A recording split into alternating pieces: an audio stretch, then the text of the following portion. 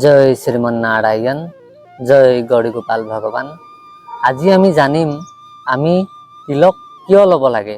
সকলো হিন্দুৱে, সকলো সনাতনী হিন্দুৱে অৰ্থাৎ আমি সকলোৱে যে তিলক লগাবই লাগে, কিয় লগাব লাগে তাৰ বিষয়ে আমিনো কেলে তিলক লগাওঁ তাৰ বিষয়ে মই আপোনালোকক কেইটামান কথা ক'ম। তেতিয়া আপোনালোকেও জানিব তিলকৰ মহিমাৰ বিষয়ে, তিলকৰ মহত্বৰ বিষয়ে। প্ৰথম মোৰ ভাৱটো কৈছোঁ, মই তিলক কিয় লগাওঁ বা আমাৰ ইয়াত যে আমি লগাইছোঁ, ইয়াত তিলক দেখিছে নহয়, ইয়াক কোৱা হয় ঊৰ্ধ্বপুণ্ড।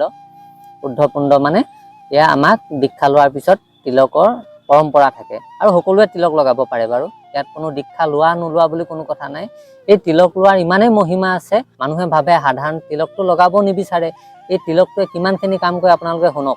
প্ৰথমতে মোৰ ভাৱটো কৈছোঁ, মই তিলক কিয় লওঁ। প্ৰথমতে আমাৰ দেখিছে যে তিলকটো ওপৰলৈ দুডাল দণ্ড আছে, তাৰপিছত তললৈ এডাল আছে, এডাল আৰু মাজত ৰঙাকে আছে। প্ৰথমতে আমাৰ তললৈ এয়া হৈছে ভগৱানৰ ঊৰ্ধ্বপুণ্ড, এইটো তিলকটোৰ নাম। আৰু এই তললৈ যে দিয়া আছে এইভাগ হৈছে এই দুডাল। প্ৰথমতে কৈছোঁ এই দুডাল হৈছে ভগৱানৰ দুভাগ চৰণ, সোঁ চৰণ আৰু বাওঁ চৰণ, সোঁ ভৰি আৰু বাওঁ ভৰি ভগৱানৰ। আৰু তললৈ এই চিনটো এয়া হৈছে ভগৱানৰ চৰণ থবৰ কাৰণে ঠাই, চৰণ ৰাখিবৰ কাৰণে। আৰু মাজত যে ৰঙাকে আছে এয়া হৈছে ৰঙা কুমকুম লওঁ, বগা হৈছে চন্দন আৰু ৰঙা হৈছে কুমকুম। এয়া হৈছে ৰঙা কুমকুম বা সেন্দুৰ বুলি ক'ব পাৰে। সেয়া হৈছে লক্ষ্মী মা প্ৰতীক, ভগৱানৰ চৰণ আছে আৰু মাজত লক্ষ্মী মা বিৰাজমান হৈ আছে। তো ভগৱানৰ চৰণৰ সেৱা যিহেতু লক্ষ্মী মায়ে কৰে। আৰু এই চন্দন প্ৰথমতে কি কৰোঁ, আমি ভগৱানৰ ফটো বা ভগৱানৰ যদি বিগ্ৰহ থাকে ভগৱানৰ চৰণত প্ৰথমতে লগাই ল'ব আপোনালোকে। তাৰপিছত সেই তিলককে আপোনালোকে কপালত ল'ব পাৰিব। আপোনালোকে সাধাৰণ চন্দন হ'লেও ল'ব পাৰে বা এনেকে লওঁ বুলি ক'লেও যদি ভাবে এনেকে ল'ব বিচাৰে তথাপিতো এনেকে হ'লেও ল'ব পাৰে। আৰু ইয়াৰ কিমান মহত্ব আছে মই আপোনালোকক কৈ দিছোঁ। প্ৰথমতে চাওক, তিলক ল'লে আমাৰ কি হয়, আমাৰ মন শান্ত হয়। মনটো কি হয়, পজিটিভিটিয়ে ভৰি থাকে। আপুনি যেতিয়া তিলক ল'ব, তিলক ল'লে ইয়াৰ বহুত কাম আছে। মনটো আপোনাৰ পজিটিভিটিয়ে ভৰি থাকিব, বহুত এটা সদায় পজিটিভ এটা উৰ্জা হৈ থাকে। আৰু আমি কাকো পৰিচয় দিবলগীয়া নহয়, তিলকটো কপালত থাকিলে গম পায়েই যে আমি বৈষ্ণৱ বুলি বা ভগৱানৰ ভক্ত বুলি বা হিন্দু বুলি বা সনাতনী বুলি নিজকে পৰিচয় দিবলগীয়া কোনো কথা নাই তিলক যদি থাকে। আৰু কি হয়, আমাৰ শৰীৰটোত এটা চাওক, আমাৰ শৰীৰটোত দুটা পাৰ্ট আছে, ৰাইট আৰু লেফ্ট, সোঁ পাৰ্ট আৰু বাওঁ পাৰ্ট, দুটা পাৰ্ট আছে। সকলোৱে জানে, কাৰণ যেতিয়া মানুহ এজনৰ পেৰালাইচিছ হৈ যায়, একাঙী হৈ যায়, তেতিয়া এক চাইড সম্পূৰ্ণ কাম নোহোৱা হৈ যায়। দুটা পাৰ্ট আছে, চকু দুটা নহয়, তেনেকৈ এক চাইড বেয়া হৈ গ'লে সোঁ চাইডটো যদি বেয়া হৈ যায়, মাথাৰ পৰা সোঁ ভৰি তলুৱালৈকে সোঁ চাইডটো গোটেইটো বেয়া হৈ যায়। সেইকাৰণে কয়, চায়েন্সেও কয় যে দুটা পাৰ্ট আছে, আপোনাৰ যেতিয়া পেৰালাইচিছ হৈ যায় এক চাইডটো সম্পূৰ্ণ কাম নকৰা হৈ যায়। আৰু দুইটা পাৰ্ট জইন ক'ত হয়, তিলকটোৱে জইন কৰে চাওক। সেইকাৰণে স্ত্ৰীসকলৰ খুব কম হয় পেৰালাইচিছ, যেনিবা এইটো হৈ যোৱা, একাঙী হৈ যোৱাটো ৰোগটো।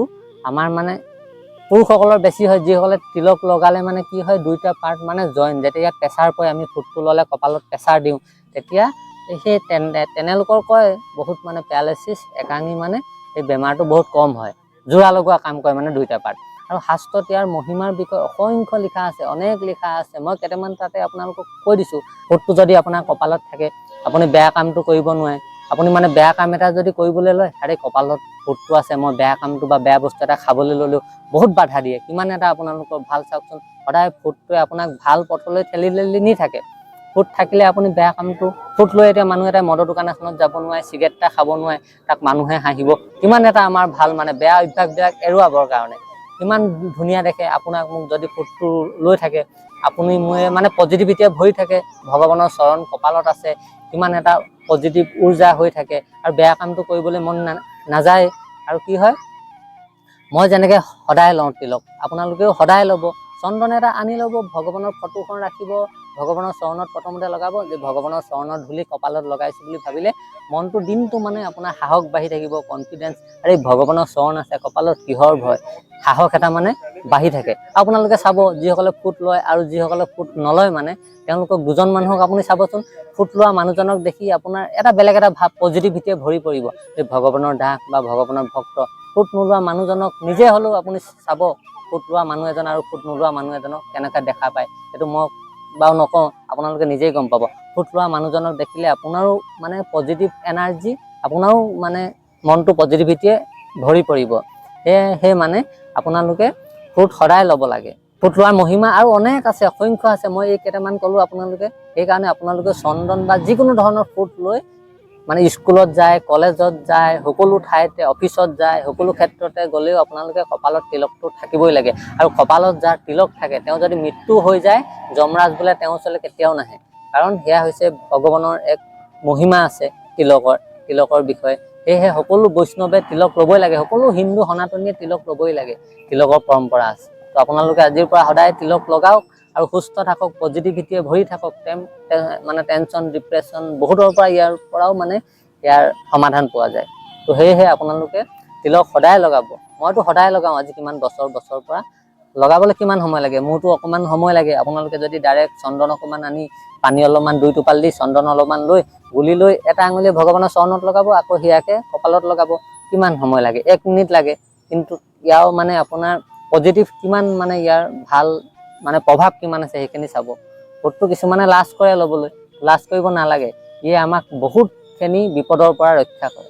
তো আজিলৈ ইমানেই। পাছত আকৌ বেলেগ এটা টপিকৰ ওপৰত আলোচনা কৰিম। যদি ভিডিঅ'বিলাক আপোনালোকে চাই ভাল পায়, চেনেলটো ছাবস্ক্ৰাইব কৰি ল'ব আৰু আপোনালোকে ভিডিঅ'বিলাক শ্বেয়াৰ কৰিব, যাতে এই লাভ বেলেগেও ল'ব পাৰে। তো আজিলৈ জয় শ্ৰীমন নাৰায়ণ, জয় গৌৰী গোপাল ভগৱান।